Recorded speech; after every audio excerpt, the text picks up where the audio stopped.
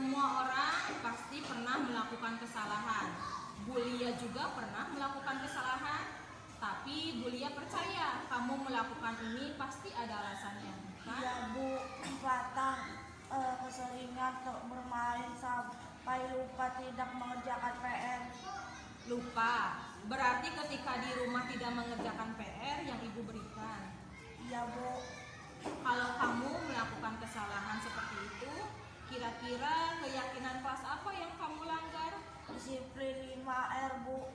Ya, disiplin 5R penting tidak untuk kamu? Penting Bu. Kamu kan sudah tahu kalau disiplin 5R itu penting untuk kamu. Selanjutnya, langkah apa yang akan kamu lakukan? Mengerjakan PR dengan baik dan jangan terlalu banyak bermain Bu. Baik, kalau kamu tahu ke depannya bagaimana dan meyakini keyakinan kelas tersebut, ke depannya kamu akan menjadi orang seperti apa? Saya akan menjadi orang yang lebih disiplin. Oke, baiklah Fatah. Bisa kembali ke tempat duduknya. Baik Bu, terima kasih. Terima kasih Fatah.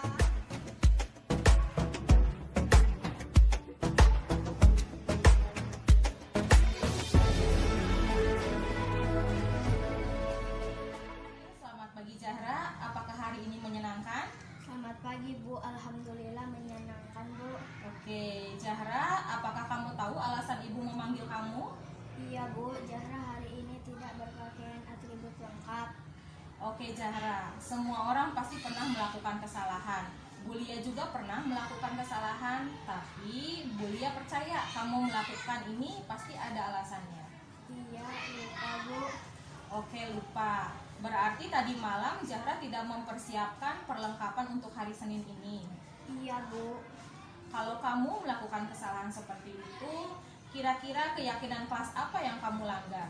Disiplin 5R Bu. Disiplin 5R, penting tidak untuk kamu? Penting Bu. Kamu kan sudah tahu kalau disiplin 5R penting untuk kamu. Selanjutnya, langkah apa yang akan kamu lakukan? Mempersiapkan dari malam Bu. Baiklah, kalau kamu tahu ke depannya bagaimana dan meyakini keyakinan kelas tersebut, ke depannya kamu akan menjadi orang yang seperti apa Zahra? Saya akan menjadi orang yang lebih disiplin dan mandiri Bu. Oke, baiklah. Zahra bisa kembali istirahat bersama teman-teman. Baik Bu, terima kasih. Sama-sama Zahra. Assalamualaikum, saya Fatah, siswa kelas 5B SDN 1 Cikulak. Saya merasa senang ketika tadi pagi saya tidak mengumpulkan PR, tidak dihukum, dimarahi Bulia. Saya diberi arahan sama Bulia agar lebih giat lagi belajarnya. Terima kasih Bulia. Waalaikumsalam warahmatullahi wabarakatuh. Assalamualaikum, saya Zahra, siswa kelas 5B SDN 1 Cikulak. Saya merasa senang karena saya tidak dihukum atas kesalahan saya dengan kejadian tadi pagi. Semoga saya lebih giat lagi dan mandiri. Terima kasih Bulia. Wassalamualaikum warahmatullahi wabarakatuh.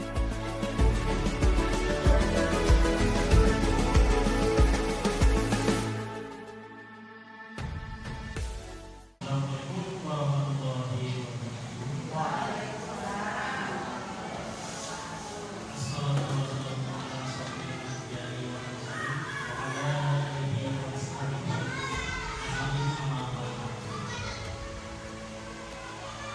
Pada hari ini sampai bahwa ibu yang yang posisinya itu sebagai guru di SDN 1 Cikulak telah melalui rangkaian calon pembuka, dan pada hari ini yaitu mungkin akan ini ya Bu, akan merefleksikan dua ya sudah kasihkan yang budaya positif. Jadi Bapak dan Ibu, ada sedikit penjelasan dari ibu yang ini yang melalui tahap-tahapannya mungkin ini baru setengah ya, nanti mungkin depannya masih ada banyak lagi step atau tahapan yang lebih dari penjelasan ini. Mungkin disimak menariknya sebuah pembahasan yang akan dibawakan Ibu yang Amelia. Waktu dan tempatnya saya persilakan. Izinkan saya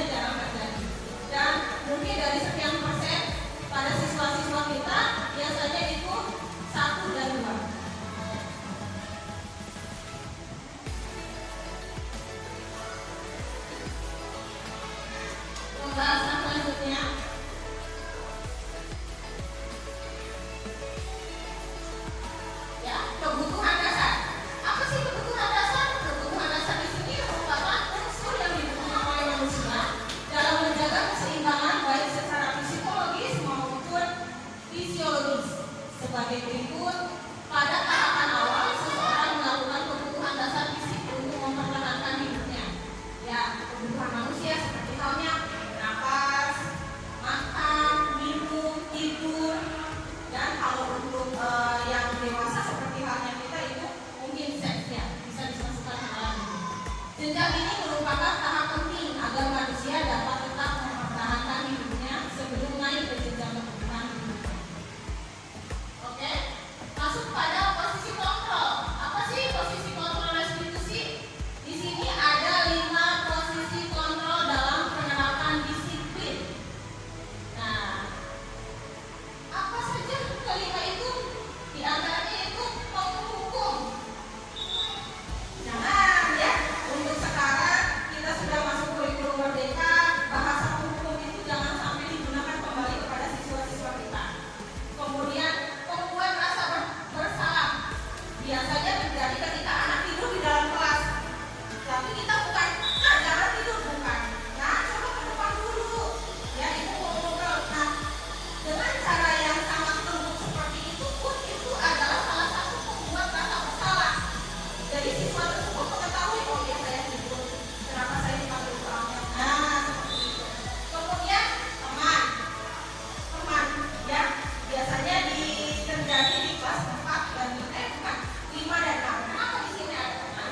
Karena dalam konteks teman di sini kita masuk dalam dunia siswa. Kita tidak bisa mengikuti dunia kita. Sekarang itu zamannya guru yang mengikuti siswa. Siswa mau belajar seperti apa, dengan metode apa, yang mereka sukai apa. Nah, itu gunanya teman. Kita mengikuti apa alurnya siswa, keinginan siswa. Memantau. Kita sebagai guru harus memantau. Oh, siswa ini jarang masuk, apa yang harus kita lakukan? Oh, siswa ini di kelas seperti apa? Maka apa yang kita lakukan? Jadi jangan sampai kita ada bahasa menghukum. Tidak mengerjakan PR, bersihkan kamar mandi. Datang telat, bersihkan kelas. Itu sudah tidak zaman. Dan semoga untuk SD 1 Cipulang ini tidak ada bahasa seperti itu lagi. Kemudian 5 sebagai manajer yang mengatur. Dan itu pasti itu mah bagus untuk kita sebagai guru memanajer kelas. Sebagaimana kita ingin melaksanakan kelas ini seperti apa ke depannya, lebih seperti apa nanti juga sih. Oke?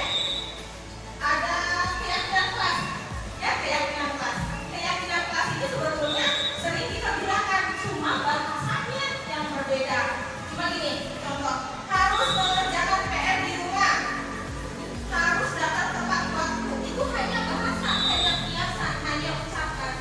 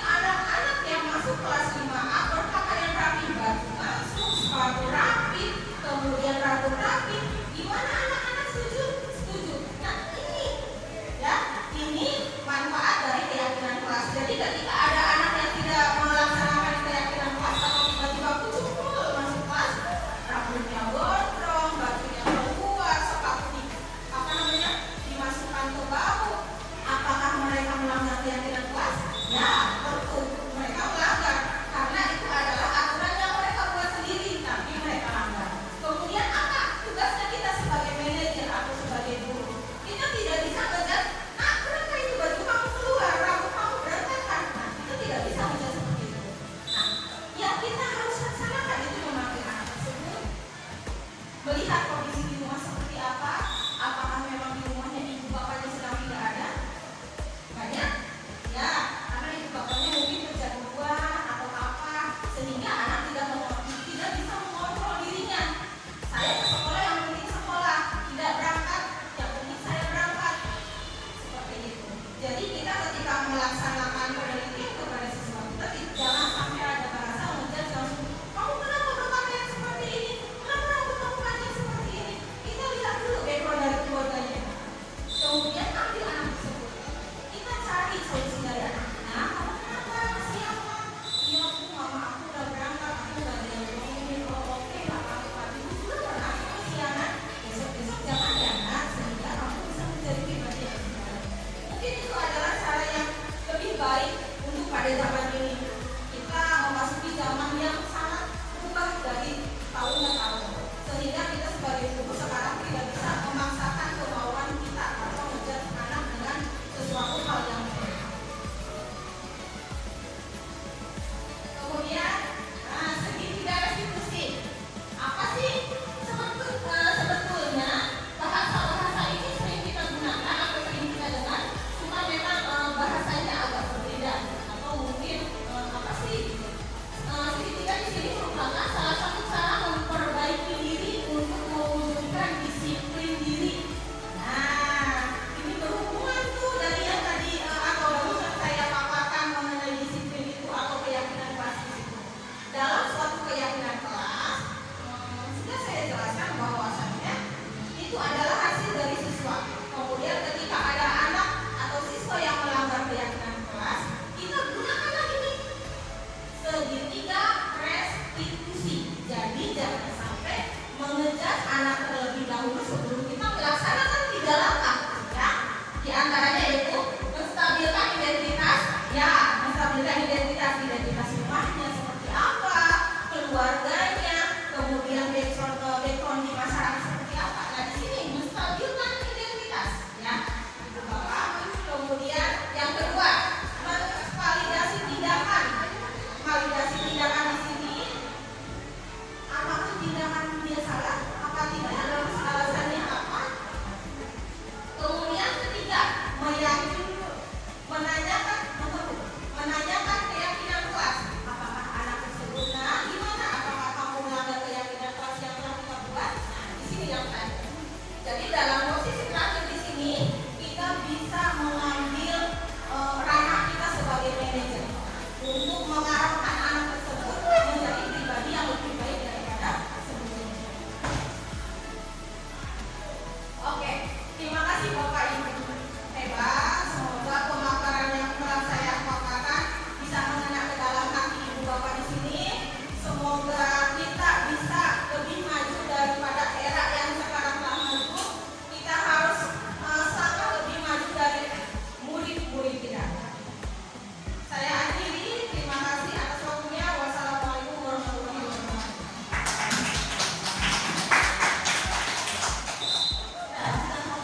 Baik, terima kasih Ibu yang mulia atas paparannya ya.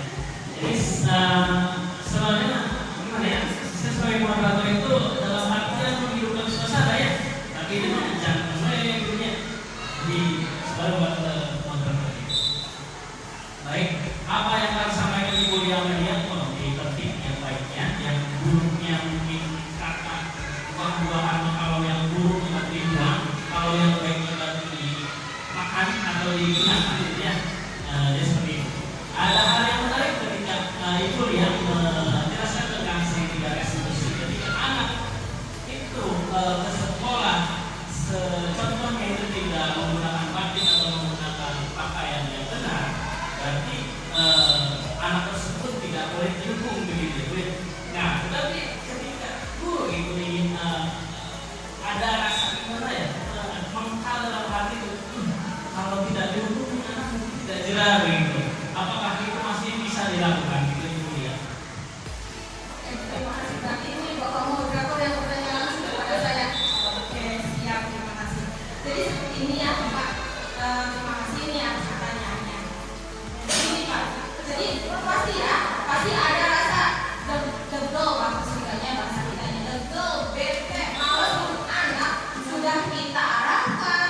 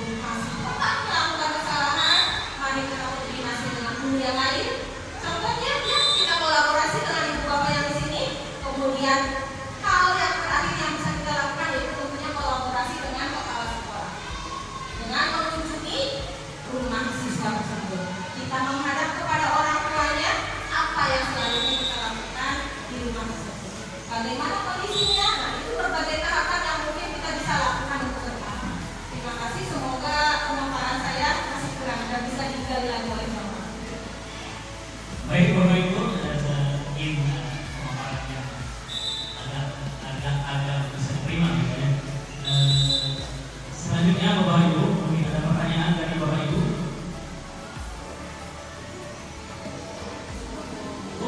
Saya akhiri saja. Assalamualaikum warahmatullahi wabarakatuh. Assalamualaikum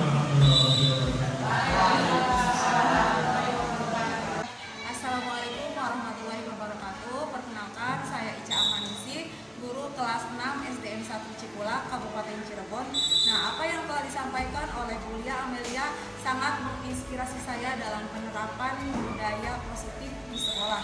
Dengan adanya aksi nyata yang menjadi ranah saling berbagi praktek, baik di sekolah SD 1 Cikulak ini, bergerak, menggerakkan. Sukses selalu Bu Lia. Wassalamualaikum warahmatullahi wabarakatuh.